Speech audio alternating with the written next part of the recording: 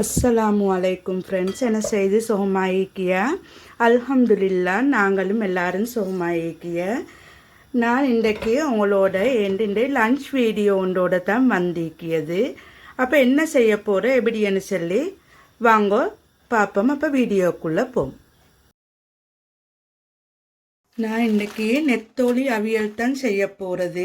தலை பிக்காத நெத்தோலி தான். இப்போ பாருங்க, இப்படி நீங்கள் இந்த பேக்கில் போட்டு சீல் பண்ணி ஃப்ரிட்ஜில் வச்சுக்கொண்டா எவ்வளோ காலம் வேண்டாலும் உங்களுக்கு வச்சுக்கொள்ளும். நான் இதில் கொஞ்சம் எடுத்துக்கொள்ள போகிறேன். இப்போ நான் 100 கிராம் மட்டும் 100 கிராமு கொஞ்சம் கூட எடுத்துக்கிய நான் அவியல் அவிக்கிறதுக்கு லெஃப்டோ இதை நான் ஃப்ரிட்ஜுக்குள்ளே இப்போ ஸ்டோர் பண்ணி வச்சுக்கொள்ள. அதோட நான் இந்த கிழங்கு போட்டு தான் அவியல் செய்ய போகிறேன். கிழங்கு, அதுக்கு தக்காளிக்காய், வெங்காயம், கருவேப்பிலை, பச்சை கொச்சிக்காய், பெரிய பச்சை கொச்சிக்காய், ரம்பு இவ்வளோ எல்லாம் எடுத்து வச்சுட்டேக்கிய. இப்போ அந்த கருவாட்டு நெத்தோலி அவியலுக்கு மெச் பண்ணி நான் இவற்றில் ஸ்பினிச் எடுத்து வச்சுட்டேக்கி இதை குக் பண்ணியதுக்கு இதை பால் காக்க போகிறேன். இப்போ இதெல்லாம் கழுகி நான் கட் பண்ணி எடுத்துட்டு வரேன். இப்போ இந்த நெத்தோலியில் தலையை பிக்க வேண்டியது இப்படி பனியை இந்த வகுத்துக்கிட்டால் எடுத்து இன்னிப்படி பீங்கோ, அப்போ தான் க்ளீனாக பீப்படுகிறது. இன்னொன்று நான் எடுத்து பிச்சு காட்டியேன், நீங்கள் பாருங்க. இன்னிப்படி இங்கே பாருங்க ஃப்ரெண்ட்ஸ், நான் எல்லாத்துலேயும் இப்போ தலையை பிச்சு எடுத்துகிட்டு வந்தேன். இப்போ இதை கொஞ்சம் ஊற வச்சு கழுகி எடுத்துகிட்டு வரேன். இங்கே பாருங்க, கீரையை நான் கட் பண்ணி எடுத்துகிட்டு வந்து நல்லா வாஷ் பண்ணி கட் பண்ணணும், இல்லாட்டி மண்ணுகளைக்கிய. இது 1 inch மாதிரி நான் வச்சு கட் பண்ணிக்கிய. இப்போ பொட்டேட்டோவை நான் இப்படி 4ஆக கட் பண்ணி இப்படி குஞ்சு குஞ்சு பீஸாக கட் பண்ணி வச்சு கொண்டிருக்கிய. இங்கே பாருங்க, கொண்டா கட் பண்ணி காட்டியேன் உங்களுக்கு. இன்னபடி சிறுசாக வெட்டி எடுத்துக்கோங்க. ஒனியனையும் கட் பண்ணி எடுத்து வச்சுட்டு சைடுக்காக்கி இப்போ டொமேட்டோவையும் சிறுசாக கட் பண்ணி எடுத்துக்கிடுவோம். பச்சை கொச்சிக்கையும் இப்படி சருகடைக்கு வெட்டி எடுத்துக்கொண்டு இப்போ இவரத்தில் கட் பண்ண வேண்டிய சாமானெல்லாம் நான் கட் பண்ணி எடுத்துட்டு வந்திக்கிய. இப்போ நாங்கள் எப்படி செய்தோன்னு சொல்லி பார்ப்போம். இப்போ சட்டி 2 வச்சு காஞ்சிக்க நல்லா நாங்கள் முதலாவது நெத்தோலிக்கு ஆயிலை ஊற்றிக்கொள்வோம். இப்போ ஆயில் ஹீட்டாக ஹீக்கிய கொஞ்சம் மிச்சம் ஹீட்டாக விடவான இப்போ நெத்தோலி ஆட் பண்ணிக்கொள்வோம். இப்போ கொஞ்சமாக இதை ஃப்ரை ஆக்குவோம். மிச்சம் ஃப்ரை ஆக்க போவான கொஞ்சம் லேசான ஃப்ரை ஆகுங்காட்டியும் வெயிட் பண்ணுவோம். இப்போ நாங்கள் கீரையை இந்த சட்டியில் குக் பண்ண போகிறோம். இப்போ கீரைகளை போட்டுக்கொள்வோம்.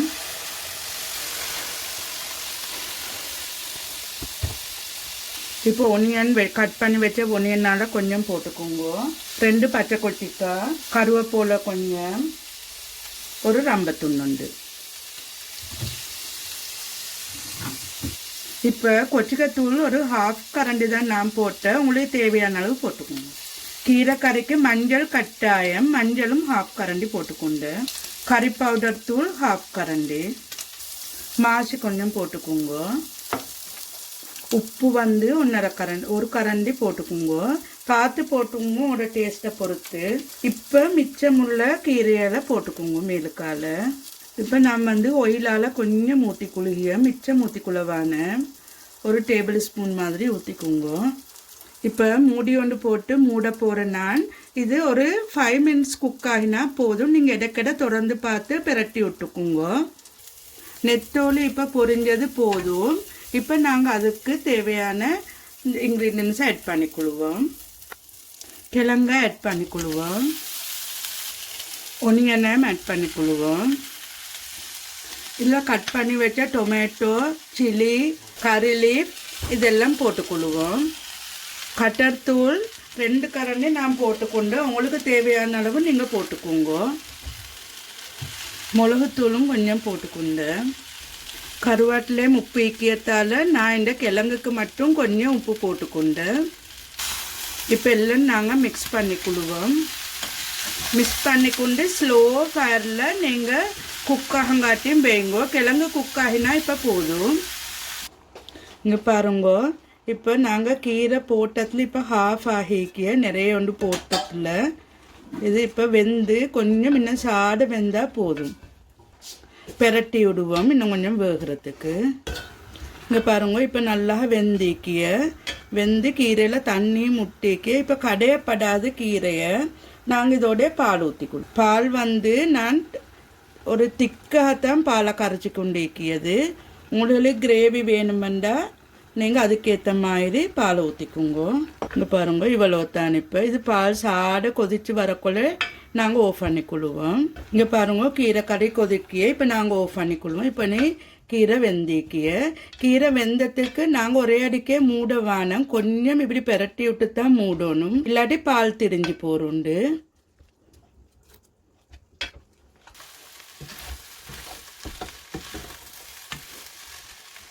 இங்கே பாருங்க இப்போ நல்லா இது குக்காகிக்கியது. இப்போ இவ்வளோ தான். நான் அடுப்பு ஆஃப் பண்ணிக்குள்ளே போகிறேன். சரி ஃப்ரெண்ட்ஸ், குக் பண்ணி முடிஞ்சு இப்போ எப்படி சர்வ் பண்ணின்னு சொல்லி நாங்கள் பார்ப்போம்.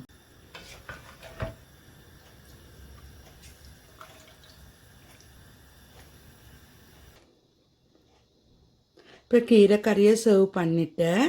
நாங்கள் இப்போ நெத்தோலியையும் சர்வ் பண்ணுவோம்.